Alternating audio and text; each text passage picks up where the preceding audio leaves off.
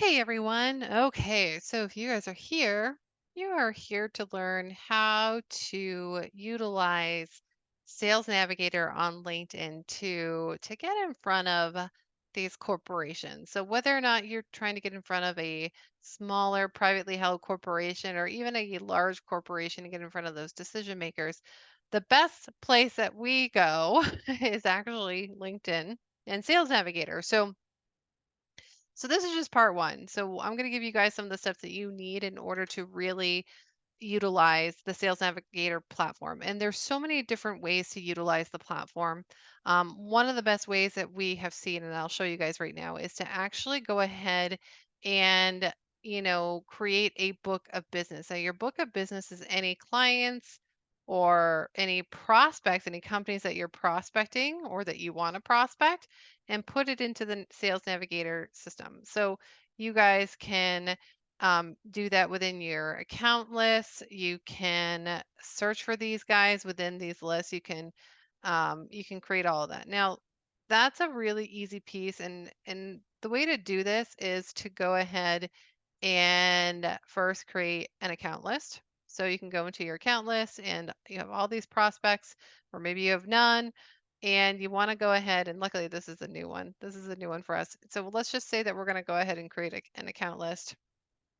And the account list is going to be for, I'm just going to put environmental um, mid-sized businesses, right?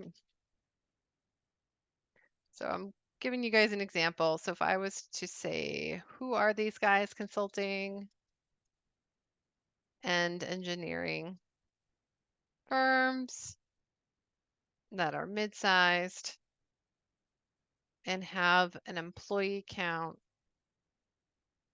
of at least 500 and then whatever else I want to put in there, right? So kind of putting in the description of what I'm going to do here. And so we can go into that and then we can go ahead and view in search. So we don't have anything here, but we can add in here, right? So if we go to account filters, we can put in the annual revenue, the company headcount. So mine was 500 or more, so we're going to put in that one.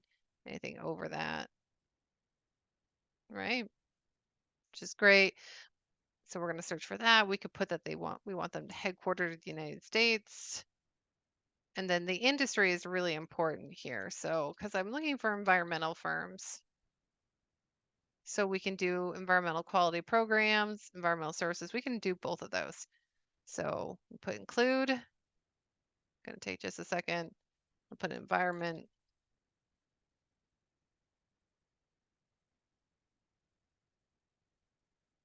And I'm even going to put engineering services as well. Civil engineering, robotics, all those good things, because they tend to have an environmental key to it. Civil is actually a really good one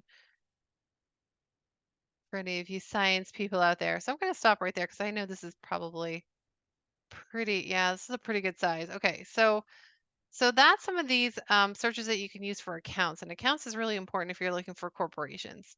Um, Now you can even do department head count. So you could see like, well, I want to work with the consulting department. And so they have to have at least 5 people in order for it to be worth my time. Because of what I'm going to go in there and do. And I really like to work with groups that are up to 30. So you can do that and then filter down. That actually took about half of them out. So the consulting one's really interesting.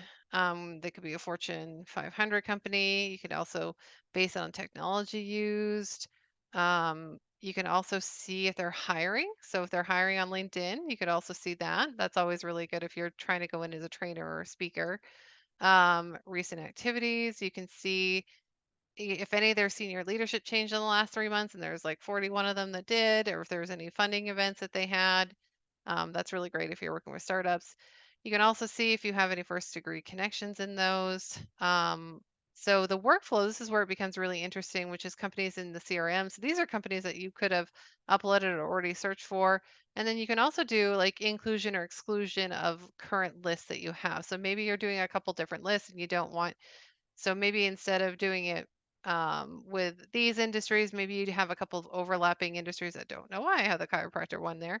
Um, Not that it made much of a difference, but you could have your account lists and save them, and then you can exclude certain lists and exclude certain um, companies within that list so that you're not having overlap. So this is a really good way to search for these mid-tier companies is to go ahead and create those account lists, and then you can build from there. So hopefully that helps you guys get a pretty good idea of how you can start searching for those amazing businesses. Let me know if you have any questions. You can reach out to us at info@influencebuilder.com if you really want to take your lead generation, your reach out methodologies online, and even your thought leadership when it comes to utilizing the platform of LinkedIn for your sales and marketing, because we are really, really the best at this. Enjoy.